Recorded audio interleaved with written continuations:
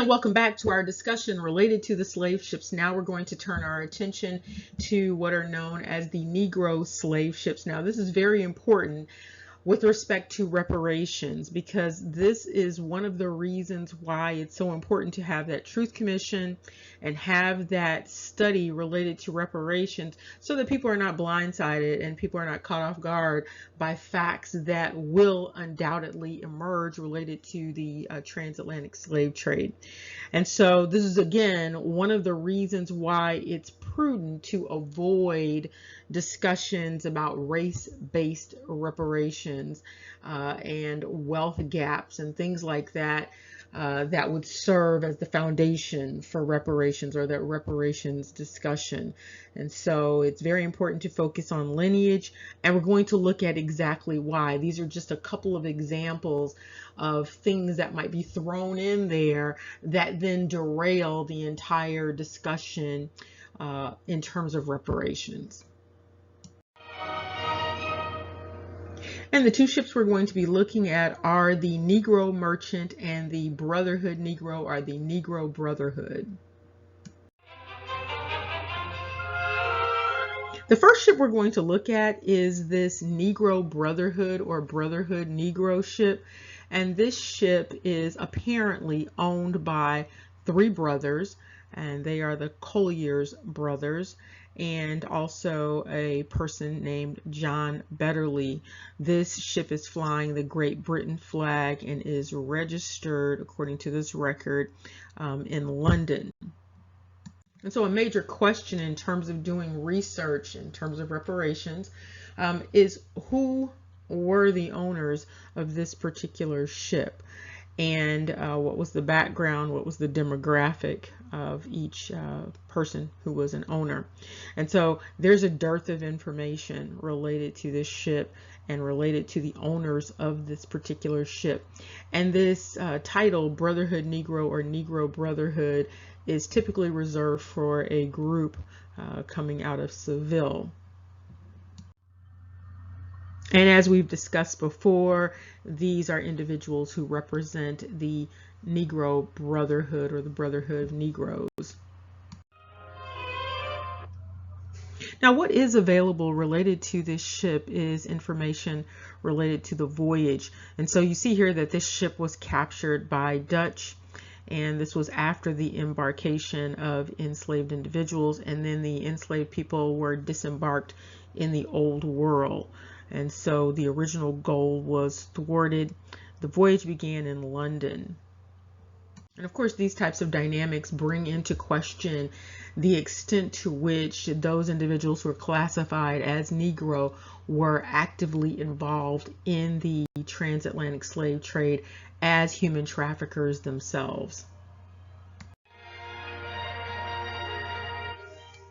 And even though the trade was thwarted, you can see that you had 94 people embarking and then only 80 people disembarking, suggesting that a number of people were lost during this process.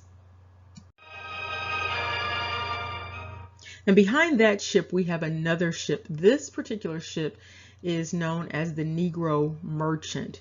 Now, this particular ship is supposedly flying the flag of Great Britain, and you have three vessel owners identified here as William Hebb, Charles Yu, and Emmanuel Tambay. And of course, a logical question involves the identity of the vessel owners. The question is, were they themselves actually Negro merchants? And so that's something that we're going to be looking into, because of course that's a question that should be answered with respect to a ship with this type of name. These ships have names, and these names have meanings and significance in terms of the identity of the ship, identity of the cargo, the purpose of the ship owners. And so we're going to look at that. One interesting notation is that this ship is identified as a yacht, suggesting a somewhat smaller vessel.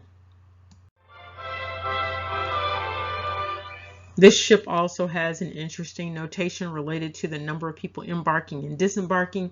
In this case, you have 145 embarking and only 109 disembarking. Now, it is a challenge to identify information related to the demographics of the ship owners, but here, searching through the calendar of state papers, the domestic series from 1657, we find some information related to the vessel owners. And according to this government document, you see that these individuals were imprisoned, and they were taken into custody under the auspices of the King of Scots and Spaniards, and were taken to St. Sebastian's. Now, what's noted is that 2 of the individuals were apparently released and 1 remained in custody. And this is again that ship known as the Negro Merchant. And it is noted that the vessel owner, known by Emmanuel Tambay, is identified as a Christian Negro. And for whatever reason, there's a notation related to the attempted conversion of Emmanuel Tambay into what would be considered the Roman religion. As we continue on this journey, looking at these slave ships and the manifest and information about the owners of the slave ships, it's important to keep in mind that this information is very important because it provides an indication about what is really going on in this transatlantic slave trade. Because remember, you have a number of dynamics where you have a trade that's coming from Europe into the Americas, with individuals who are political prisoners. Then you have some of those same individuals going into Africa. Then you have some of those individuals coming from Africa into the Americas. And so it's very important to get a handle on who these people were on these slave ships, who the owners of these slave ships were, and what was being suggested by some of the names of these slave ships.